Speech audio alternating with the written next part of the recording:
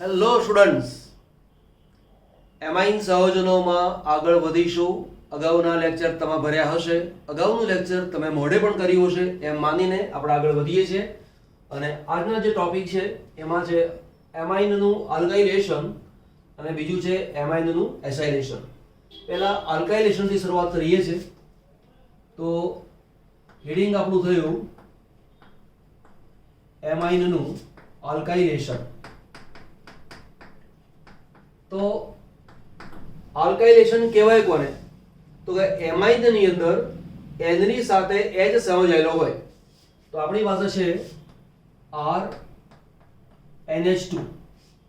આ R N H અને H છે. તેની પ્રક્રિયા RX સાથે કરું છું, એટલે કે આલ્કાઇલ હેલાઇડ સાથે કરું છું. તો આ પ્રક્રિયા દરમિયાન આ હેલોજન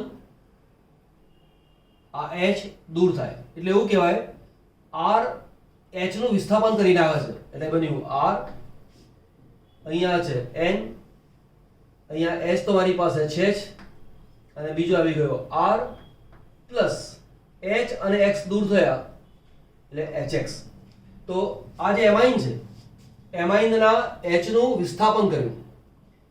કોને કારણે?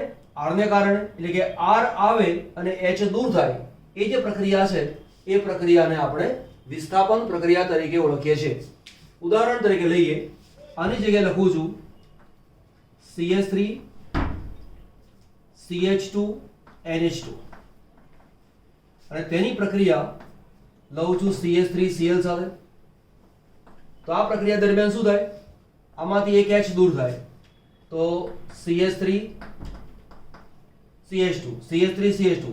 અહીંયા NH2 છે તો લખ્યું મેં NH, એક H અને Cl દૂર થયો એટલે -HCl, અને H નું વિસ્થાપન CH3 વડે થયું માટે લખ્યું CH3. આટલો જે ભાગ છે એનું નામ છે ઇથાઇલ એમાઇન અથવા ઇથેનેમાઇન. ઇથેનેમાઇનના N ની સાથે મિથાઇલ જોડાયેલો છે માટે આનું નામ થાય N methyl ethanamine. N methyl ethanamine. માનો કે હું ફરી પ્રક્રિયા કરવાની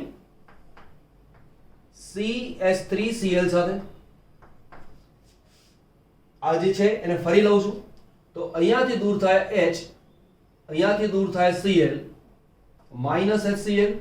તો શું મળ્યું નિપજમાં? CH3 CH2 N. N ની સાથે એક વાર CH3 તો છે જ, બીજી વાર CH3 પણ આવ્યો. આટલો જે ભાગ છે તે ઇથેનેમાઇન છે. ઇથેનેમાઇનના N ની સાથે બે વાર મિથાઇલ જોડાયેલો છે માટે તેનું નામ થાય NN ડાયમિથાઇલ ઇથેનેમાઇન. ઇથેનેમાઇન અથવા ઇથેનામાઇન બંને શબ્દ ચાલી શકે. કોનું કામ કર્યું આપણે? મિથાઇલ ક્લોરાઇડ સાથે પ્રક્રિયા લીધી. પણ માની લો કે આની જગ્યાએ હું ઇથાઇલ લઉં તો થઈ શકે. તો લખું છું આ રીતે હું C2H5 NH2, નામ તેનું છે ઇથાઇલ એમાઇન. ઇથાઇલ એમાઇન એ સામાન્ય નામ છે. IUPAC લખવું હોય તો તેનું નામ છે ઇથેનેમાઇન. તેની પ્રક્રિયા લખું છું CH3Cl સાથે. અહીં તો લીધી આપણે, તો લખું છું અહીંયા C2H5Cl સાથે. તો અહીંયાથી દૂર થાય H, અહીંયાથી દૂર થાય Cl એટલે -HCl. બાકી શું વધ્યું? C2H5 NH2 ની જગ્યાએ NH, પછી અહીંયા લખ્યું મેં C2H5. તો બે વાર ઇથાઇલ છે, નામ તેનું થયું ડાય ઇથાઇલ એમાઇન. તેનું નામ થયું ડાય ઇથાઇલ એમાઇન. આ જે નામ છે એ નામ તેનું પ્રચલિત નામ છે, પણ IUPAC નામ લખવું છે તો આટલો જે ભાગ છે તેનું નામ છે ઇથેનેમાઇન. ઇથેનેમાઇનના N ની સાથે C2H5Cl છે. તો આ જે પ્રક્રિયા છે અને પદાર્થનું નામ છે N ethyl n ethyl ethanamine અને ફરી પાછી પ્રક્રિયા તમે કરો C2H5Cl સાથે તો આ H આ Cl દૂર થાય -HCl તો શું બને C2H5 NC2H5 આ તો છે જ એક H ગયો તેની સાથે જોડાયો C2H5 તો તેનું નામ થયું try ethyl amine try ethyl amine પ્રચલિત નામ છે સાદું નામ લખવું હોય તો IUPAC લખવું હોય તો આમ જ ગણાય NN ડાઇથાઇલ ઇથેનેમાઇન હવે મારે આ જ વસ્તુનો ઉપયોગ પરિવર્તન તરીકે કરવો છે તો પહેલા તો સમજો કે આ એમાઇન છે એમાઇન બને શેમાંથી તો કે નાઇટ્રોમાંથી તો આપણે આવું લખી શકીએ તમને આવો પ્રશ્ન પૂછેલો હોય કે નાઇટ્રોમિથેન એમાંથી NN ડાઇમિથાઇલ મિથેનેમાઇન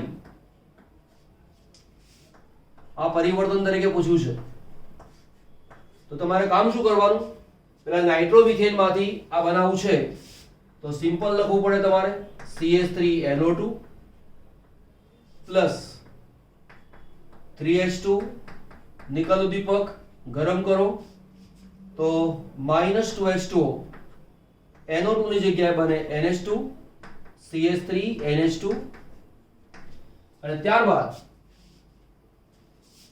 ચલો આગળ લઈ લઈએ મને એમ કે આપેલું છે આની પ્રક્રિયા બે વાર CH3Cl સાથે લઈ લો બે વાર CH3Cl સાથે લો તો આમાંથી બંને H દૂર થઈ જાય તો CH3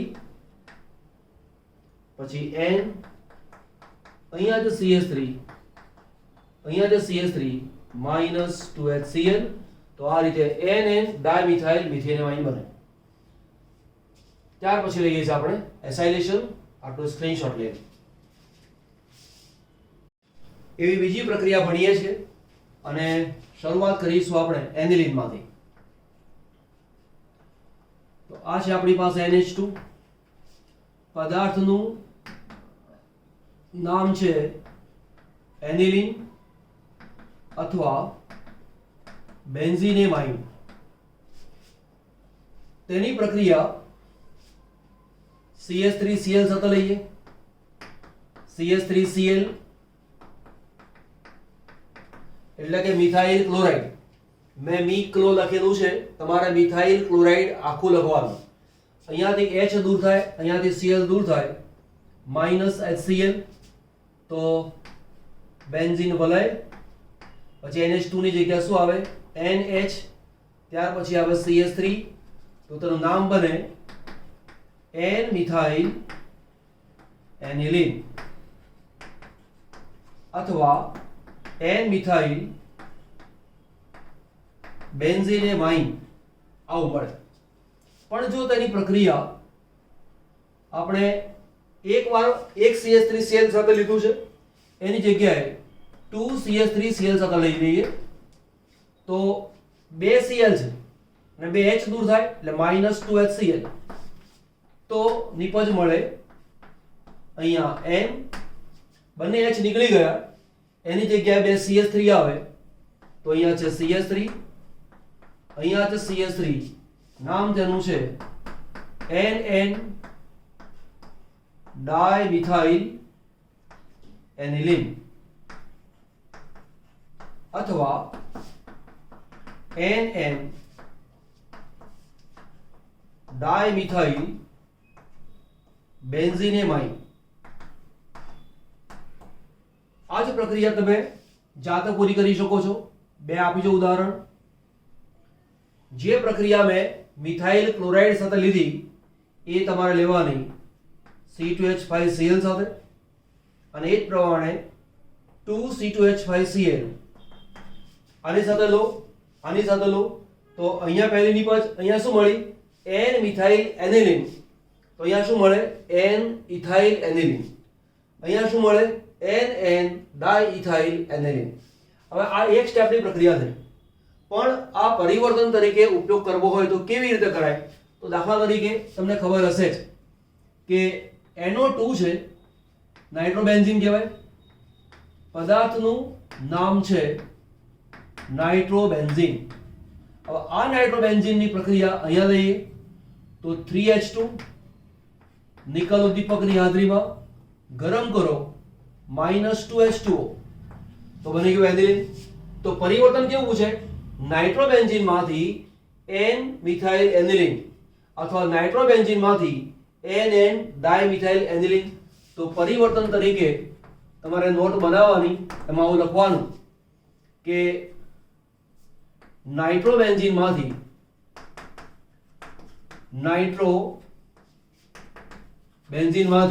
કયું છે? n dimethyl aniline. આ એક ઉદાહરણ લખ્યું, તમારે આટલું કામ કરવાનું. નાઇટ્રોબેન્ઝીનમાંથી એક પરિવર્તન આ, નાઇટ્રોબેન્ઝીનમાંથી બીજું પરિવર્તન આ, નાઇટ્રોબેન્ઝીનમાંથી ત્રીજું આ અને ચોથું આ. શેમાંથી ભણ્યા? નાઇટ્રોબેન્ઝીનમાંથી. કેટલા પરિવર્તન થયા? 4. ચલો બીજા 4 પરિવર્તન બનાવી દઈએ. અને તે છે, મારી પાસે પદાર્થનું નામ છે CONH2, એનું નામ છે બેન્ઝેમાઇડ.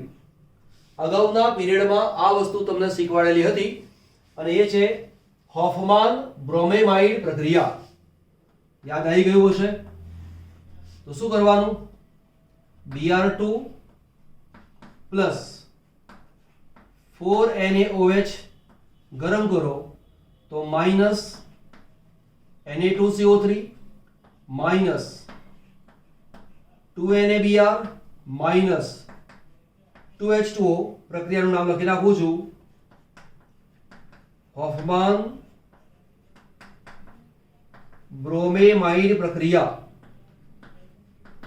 આ પ્રક્રિયામાં શું થાય? આ જે CO ગ્રુપ છે, કાર્બોનિલ ગ્રુપ, એ આખું નીકળી જાય અને NH2 અહીંયા જોડાય તો બની ગયો આ. તો ફરી 4 પરિવર્તન શું થયા? બેન્ઝેમાઇડ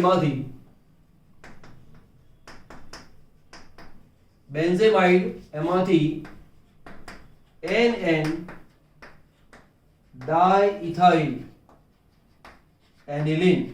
તો આ રીતે જુદા જુદા પરિવર્તનો પૂછી શકાય. પરિવર્તનોની તમારી જે નોટ બનાવેલી હોય એમાં આ બેને ઉમેરી દેવાનું. ચલો નવો ટોપિક લઈએ છે અને પ્રક્રિયાનું નામ છે એસાઇલેશન. કોનું એસાઇલેશન? એમાઇનનું. તો કે એસાઇલેશન કહેવાય કોને? તો કે એમાઇનની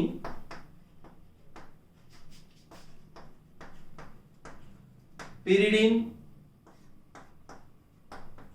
બેઝ ની હાજરીમાં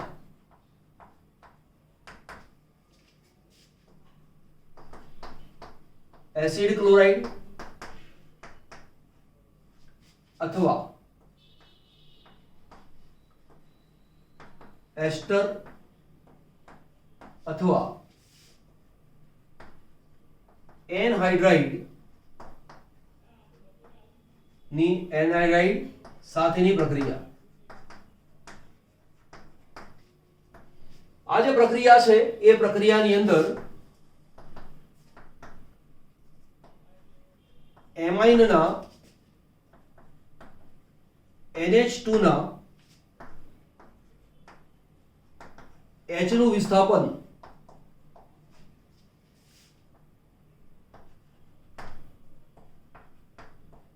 એસાઇલ સમૂહ એટલે કે C ડબલ બોન્ડ OCl વડે થાય છે. અને આ જે પ્રક્રિયા છે એ પ્રક્રિયાને એસાઇલેશન અથવા એમાઇનનું એસાઇલેશન કહેવાય. એમાઇનનું એસાઇલેશન શું છે એકવાર સ્ક્રીનશોટ લઈ લો, પછી તમને આગળ સમજાવું છું. ચલો જોઈએ પ્રક્રિયા કેવી રીતે થાય છે તે. આ છે એમાઇન, આ જે છે એના માટે નામ આપીશું acyl chloride. Acyl chloride. Acyl chloride પણ કહેવાય, એને એસિડ ક્લોરાઇડ તરીકે પણ ઓળખવામાં આવે. હવે અહીંયા બને છે એવું કે કાર્બન કરતા ઓક્સિજનની વિદ્યુત ઋણતા વધારે છે, પરિણામે આ જે બંધના ઇલેક્ટ્રોન છે એ O તરફ આકર્ષાય, એટલે આ ઇલેક્ટ્રોન ગયો આની પાસે, ઇલેક્ટ્રોન ઓક્સિજન લઈ ગયો, પરિણામે કાર્બન પાસે ઇલેક્ટ્રોનની ખોટ પડી, એટલે કાર્બન ઇલેક્ટ્રોન મેળવવા માટે પ્રયત્ન કરે, તો જ્યાંથી કાર્બનને ઇલેક્ટ્રોન જોઈતો હોય અને મળી રહેતો હોય ત્યાંથી ઇલેક્ટ્રોન મેળવી લેશે. તો એમાઇનમાં એની પાસે અબંધકારક ઇલેક્ટ્રોન યુગ્મ છે, તો આ જે ઇલેક્ટ્રોન યુગ્મ છે એ કાર્બનને મળી જશે.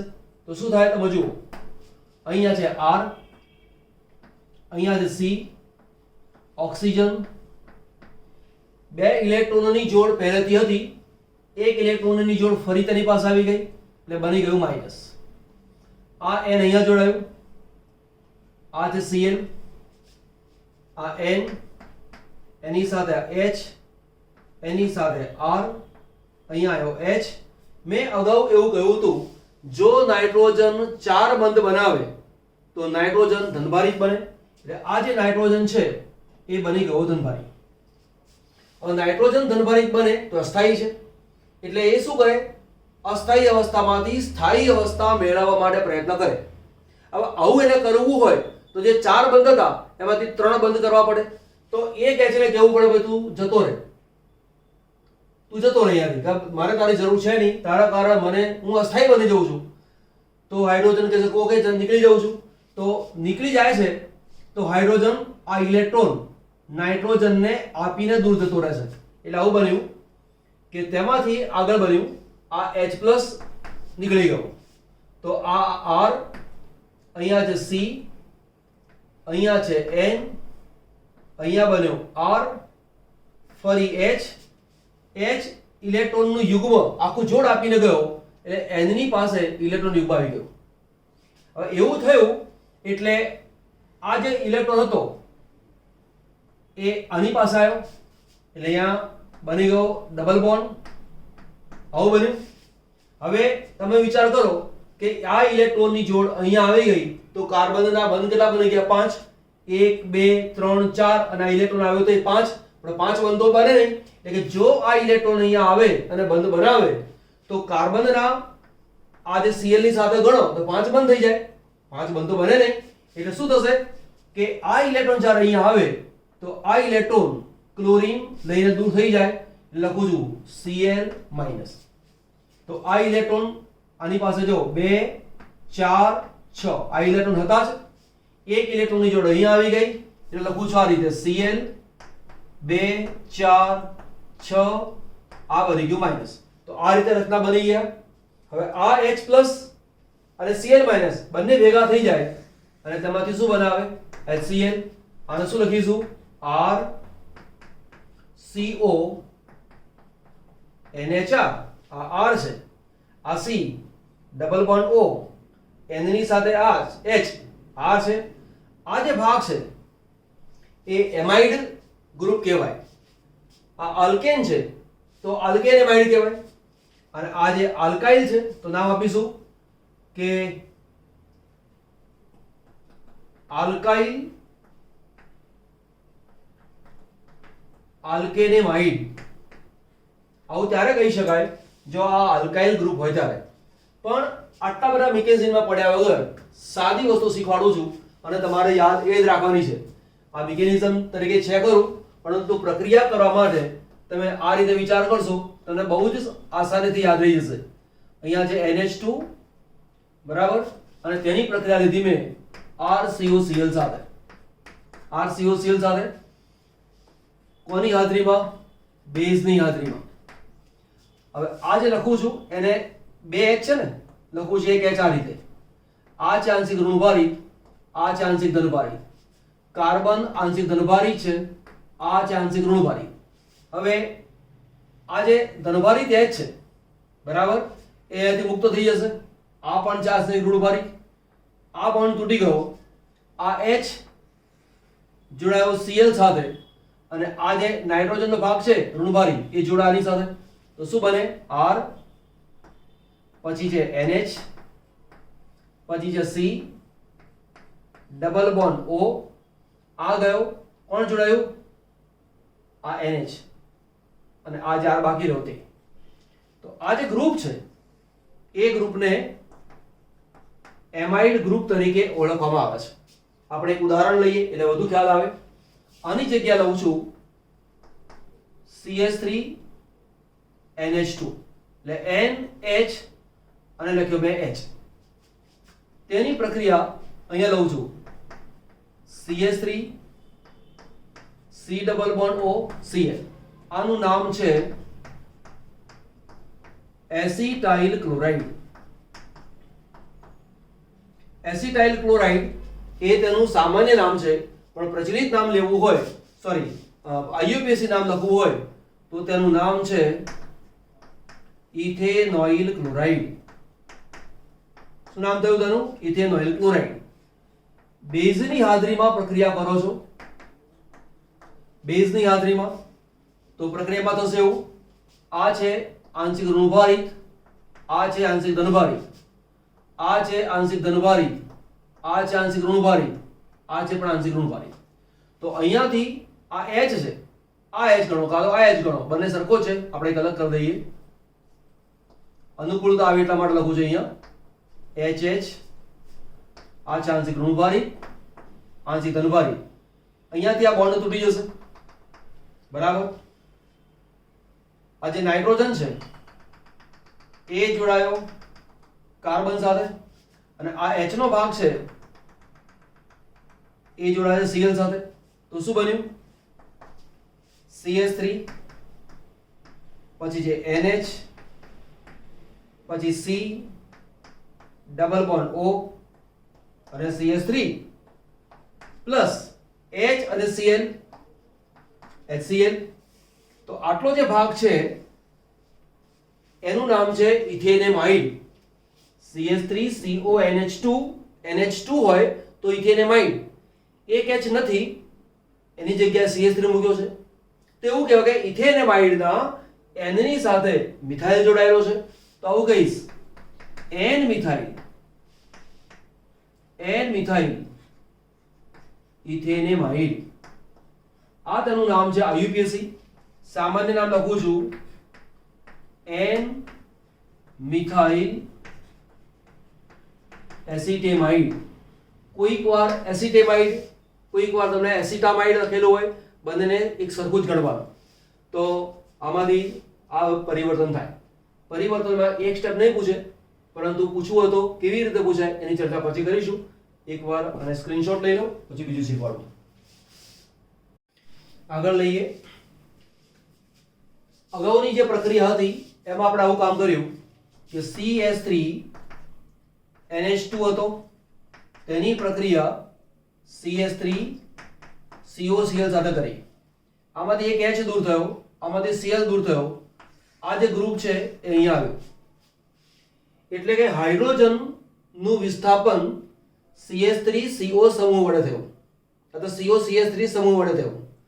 COCH3 એને કહેવાય છે એસાઇલ સમૂહ, એટલે કે આલ્કાઇલ એમાઇનના હાઇડ્રોજનનું વિસ્થાપન એસાઇલ સમૂહ વડે થાય છે, માટે પ્રક્રિયાનું નામ થયું એસાઇલેશન.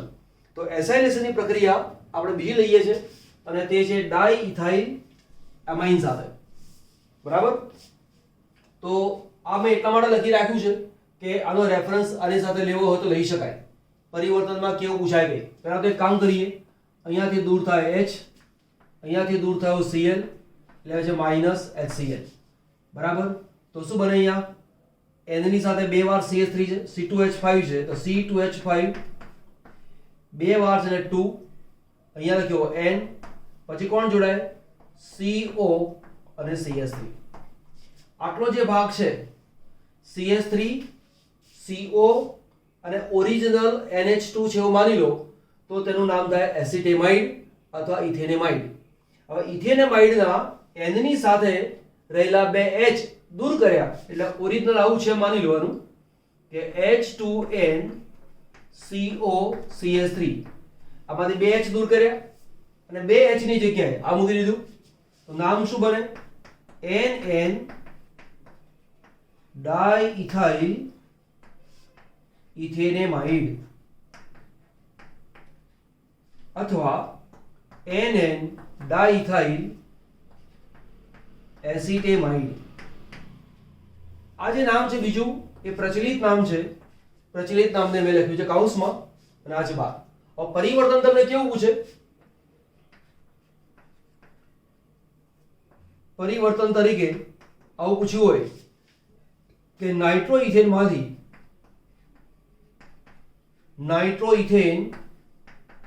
માંથી NN ડાઇઇથાઇલ ઇથેનેમાઇડ બનાવો. તો આપણને ખબર પડવી જોઈએ કે નાઇટ્રોઇથેન પૂછ્યો છે, આ છે તો નાઇટ્રોઇથેન માંથી મારે એમાઇન જોઈએ, માટે રિડક્શન કરવું પડે. બરાબર? આ રીતે પરિવર્તન થાય. બીજું લઈએ છે, આ જે પદાર્થ છે એનું નામ છે એસિટિક એનહાઇડ્રાઇડ. એસિટિક એનહાઇડ્રાઇડ એવું પણ કહી શકાય અથવા એને એમ કહી શકાય ઇથેનોઇક એનહાઇડ્રાઇડ. આનું જે બંધારણ છે એ જોઈ લઈએ આપણે. CH3 C double bond O O C double bond O CH3.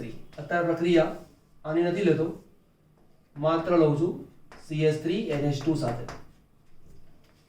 તો અહીંયાથી ફરી લખું છું અહીંયા રચના CH3 N H અને H. બોન્ડ અહીંયાથી તોડી નાખો એટલે આ બન્યું આંશિક ઋણભારિત, આ બન્યું આંશિક ધનભારિત, આ છે આંશિક ધનભારિત, આ છે આંશિક ઋણભારિત.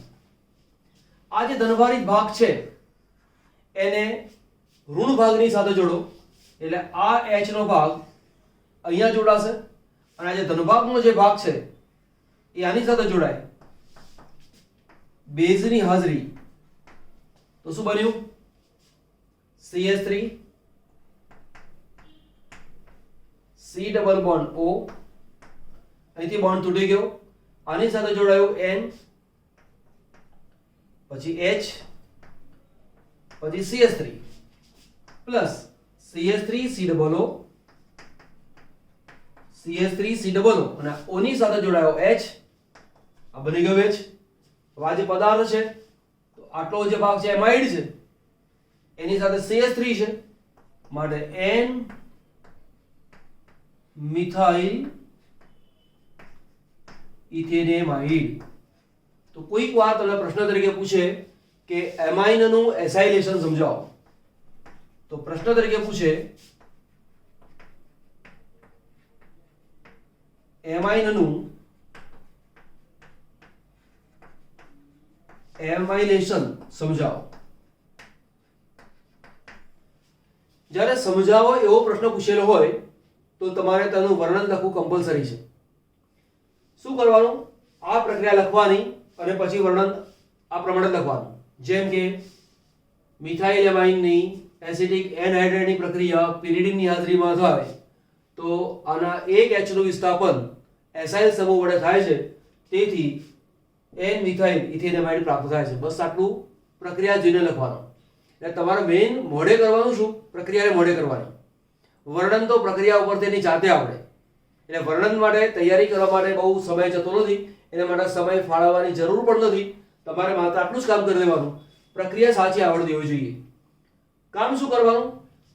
પ્રક્રિયક જે આપેલા છે એમાં કોણ માઇનસ ને કોણ પ્લસ એને શોધી કાઢો. આનો પ્લસ પેલાના માઇનસ સાથે, પેલાનો પ્લસ આના માઇનસ સાથે જોડાય અને એ રીતે પ્રક્રિયા ઓર્ગેનિકમાં સરળતાથી થઈ શકે છે. આટલું કામ કરો, પછી બીજી પ્રક્રિયા શીખવાનું તમને. ચલો આગળ લઈશું. આ જે છે પ્રક્રિયામાં C6H5COCl છે, બરાબર? એનું નામ છે બેન્ઝોઇલ ક્લોરાઇડ.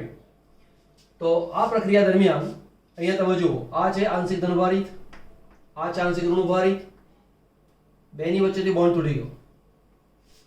અહીંયાથી આ બોન્ડને તોડી નાખો. આ છે આંશિક ધનભારિત, આ છે આંશિક ઋણભારિત. આ જે ધનભારનો ભાગ છે એ જોડાય Cl સાથે અને આ N નો ભાગ છે જોડાય રિંગ સાથે. તો શું લખાય?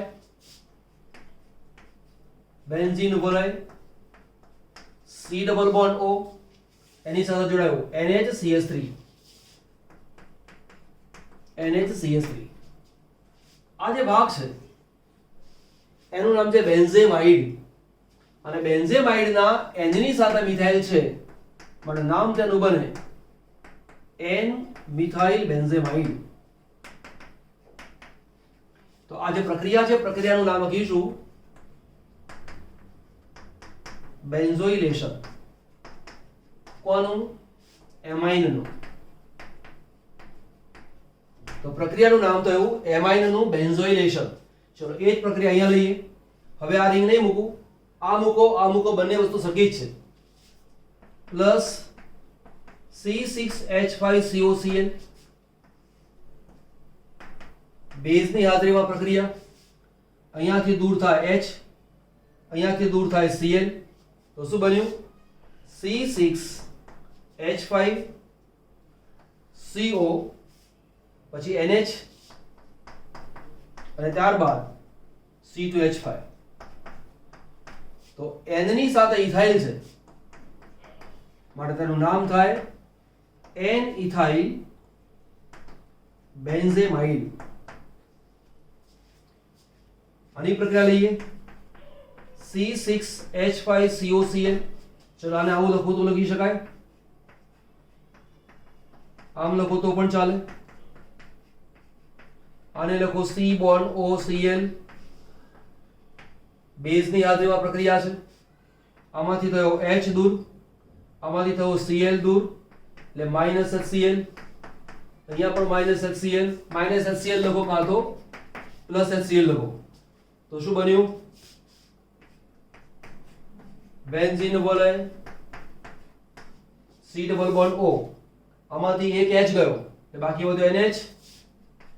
આ છે NH અને આ છે રિંગ.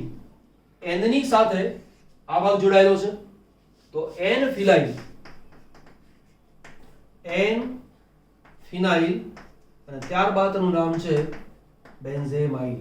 તો આ જે પ્રક્રિયાઓ ભણ્યા એ પ્રક્રિયાનું નામ છે એસાઇલેશન પ્રક્રિયાઓ. આમાં બેન્ઝોઇલેશન પ્રક્રિયા થઈ, પણ મેઇન આધાર તો છે એસાઇલેશન પ્રક્રિયાનો જ આ ભાગ છે. બરાબર, ચલો નોંધ કરી લો. જે હમણાં પ્રક્રિયાઓ લીધી એ દરેક પ્રક્રિયાની અંદર આપણે બે લીધા. એક છે પ્રાઇમરી એમાઇન અને બીજો છે સેકન્ડરી એમાઇન. પ્રાઇમરી એમાઇનમાં કોને લીધો?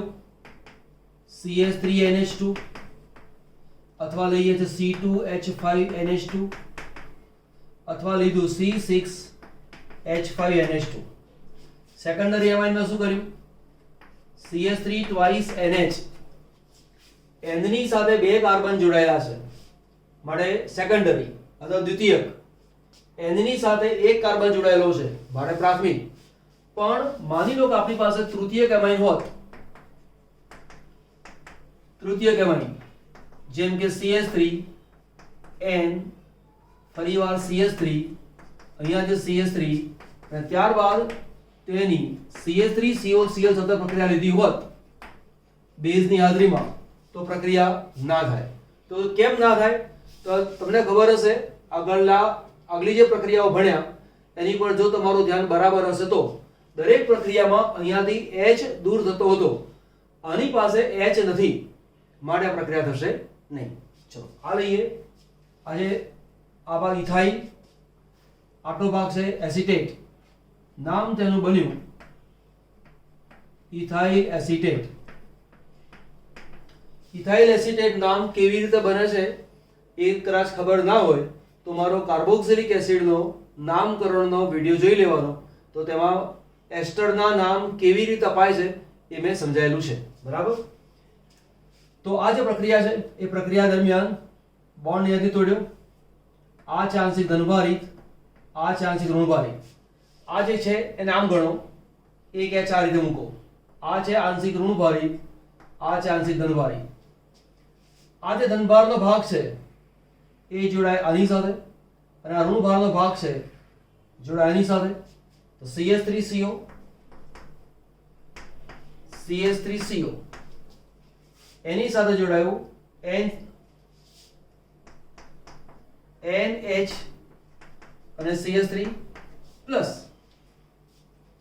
C2H5O અને H, તો C2H5OH આ આપણને નિપજ મળી. આટલો જે ભાગ છે CH3C આ જે ભાગ છે તે એમાઇડ છે. CH3CONH એની સાથે CH3 જોડાયેલો છે માટે તેનું નામ થયું N મિથાઇલ ઇથેનેમાઇડ. ચલો આપણી પાસે કાર્બોક્સિલિક એસિડ છે.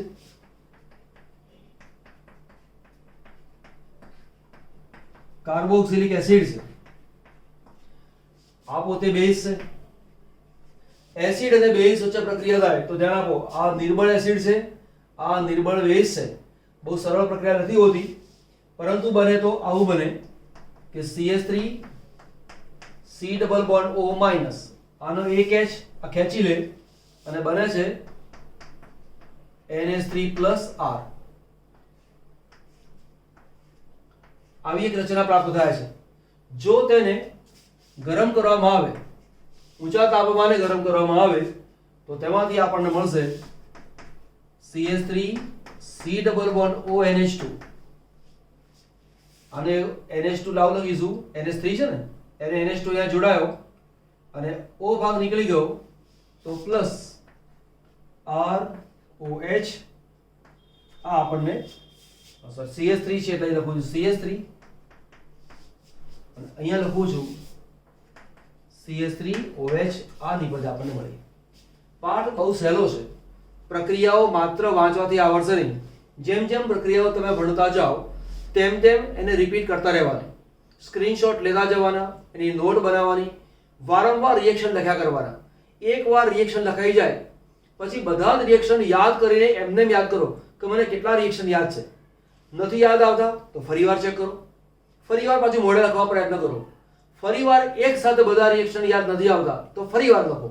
એવું વારંવાર 10, 15, 20, 25 જ્યાં સુધી પાક્કું યાદ ના રહે ત્યાં સુધી લખે જ રાખવાનું. અને એમ કરવા જાઓ એટલે ઓર્ગેનિક કેમિસ્ટ્રીના તમે માસ્ટર બનશો. એનું યાદ રાખજો. પ્રક્રિયાઓને યાદ રાખવા માટે લખીને જ તૈયાર કરવું પડે. જો તમે એમ માનો કે હું પ્રક્રિયા વાંચું અને મને યાદ રહી જાય તો એવું તો મારા સાહેબને પણ યાદ નહોતું રહેતું, મને પણ યાદ નહોતું રહેતું અને મારા વિદ્યાર્થીઓ જે ભૂતકાળમાં ભણ્યા છે એમને પણ. બધા જ વિદ્યાર્થીઓ ઓર્ગેનિક કેમિસ્ટ્રીને તૈયાર કરે, ટોટલી કેમિસ્ટ્રી. આમ તો મેથ્સ કાં તો ફિઝિક્સ જ્યાં લખવું પડે ત્યાં લખવું પડે છે, દાખલા ગણવા જ પડે.